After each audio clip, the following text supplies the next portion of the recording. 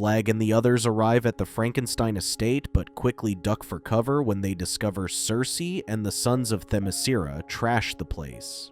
G.I. Robot offers to shoot the enemies down, but Flag orders him to stand down, suspecting Bride and Nina to have been captured as their trackers aren't moving.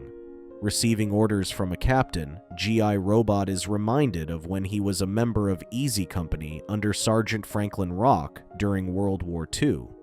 Back then, the company sneaks inside enemy territory, but later discovers that they just walked right into an ambush set by the German Nazis. When they hear noises in the woods, Sergeant Rock asks their lookout to check the place from above. Their lookout was late in warning them, and the enemy surrounded them. As soon as the shooting started, G.I. Robot wipes out all the enemies in sight, having detected them to be Nazi scum.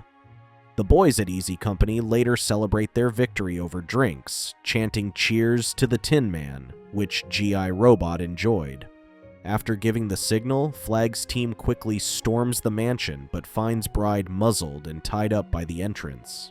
They approached her carefully, worried that it was a trap set by Cersei and her men. When they removed the tape from her mouth, Bride explained that they had already left. G.I. Robot asks her where Nina is, and she claims the enemy took her upstairs. He quickly runs upstairs to find Nina in a bathtub covered in barbed wires. Nina states that she can't stay out of the water for long because the helmet on her suit is shattered. G.I. Robot claims there is no trouble and quickly uproots the bathtub and takes it back to the vehicle. Flag quickly realized that they were lured there on purpose, so the castle would be left unguarded when they attacked.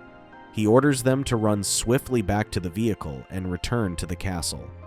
After the war ended, G.I. Robot appeared in one of the talk shows for his commendable achievement. The TV host introduces him to be a product of the greatest scientists in the U.S. Army. He describes G.I. Robot as a killing machine that took down over 1,000 enemy troops in the war. Thrust into an unfamiliar environment, G.I. Robot wonders if they've checked everyone's identity and confirmed that there are no Nazis in the audience or their supporters, which he would then quickly dispatch. The TV host claims that there are no Nazis among them, but G.I. Robot argues that it would exactly be what a Nazi would say.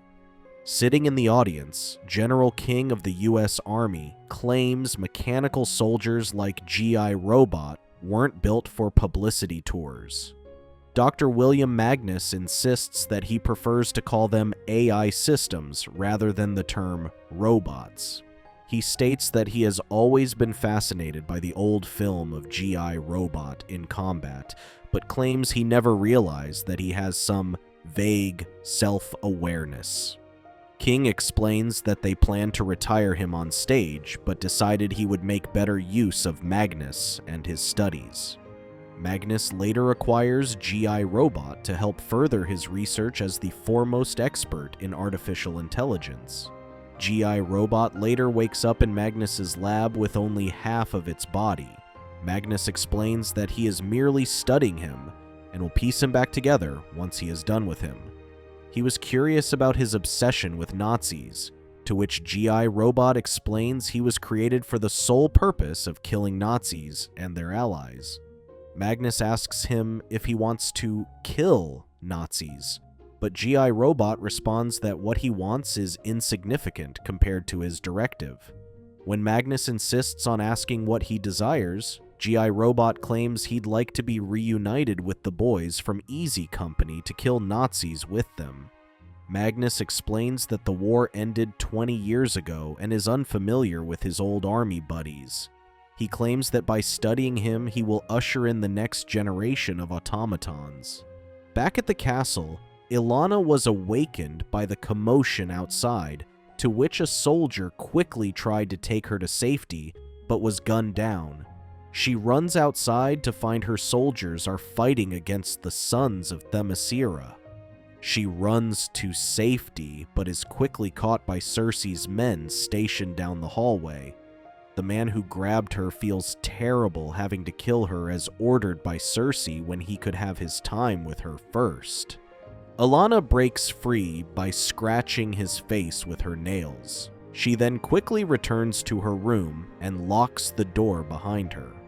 In a flashback, G.I. Robot was passed down from lab to lab after Magnus was done with him, and it eventually winds up in a collector's shop collecting dust. An avid military collector, Sam Fitzgibbon takes him back to his home to become the trophy case of his entire collection. After cleaning it up, he feeds G.I. Robot gasoline, which quickly powers up and meets his new benefactor. Everything was going well until the day Sam took him to meet with his friends. He dresses up G.I. Robot, to which he wonders why when he doesn't feel cold, but Sam worries that the weather might cause his metal to rust. He states that they are headed to a meeting with a few friends who claim to be interested in a better country. G.I. Robot was warmly welcomed by the fine gentleman at the club, to which Sam claims that he brought him, hoping it would help with their cause.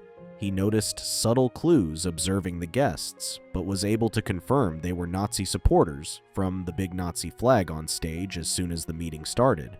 G.I. Robot quickly realized that he walked into a room full of Nazi supporters calling themselves the National Socialist Club. He stands up and shoots Sam at point-blank range without even a hint of hesitation. He then quickly shoots at the unarmed men who are lined up to be massacred as they try to run to safety. He killed all of them, leaving no survivors behind. The authorities later detained G.I. Robot after he murdered 32 people in seconds. A trial was held, but he was still prosecuted for the murder of the neo-Nazi group, which resulted in his imprisonment at the Belrave Correctional Facility. He spent several years rusting in his cell, collecting dust and cobwebs until he was recruited to become part of Flag's Task Force M. Meanwhile, Flag and his team arrive at the castle in the heart of the fray. They quickly storm the castle, guns blazing and shooting at the enemy. G.I. Robot asks if the enemies are Nazis, to which Flag claims they are, trying to get him motivated to wipe them all out. After all that waiting, G.I. Robot is pleased to finally have the chance to kill Nazis as he was led to believe. He then separated from his torso and activated his thrusters to fire at the enemies from above. As he reloads, he unpacks his triple cannons and starts firing in a spinning motion, maniacally laughing and shooting them all in the head. His head explodes with Cersei's sudden appearance, who uses her powers to blow him up. She then fires at Flag's team long enough for her to find Alana. Worried that the men chasing her would break down the door, Alana opens the vault in her closet to pull out a gun. When the man grabs her by the hair, she shoots him in the mouth and breaks free. She tries to run out the window, but when the other guy chases after her, she inadvertently fires and kills him. Suddenly, Cersei appears behind her, breaking the windows open with her powers. She then uses magic to throw Alana against the armoire. Fearing death, Ilana pleads with her life, promising to give her anything she wants, but Cersei claims that all she wants is to have her dead. When she channels two giant swirling balls of magic, Weasel jumps at Cersei and pushes her out of the window. She tries to break free from him, but Weasel keeps slashing her behind. Dr. Phosphorus approaches her and burns her face right off with the palm of his hands. Flag is horrified at what he saw, and Bride claims that he wanted monsters, so monsters he shall have.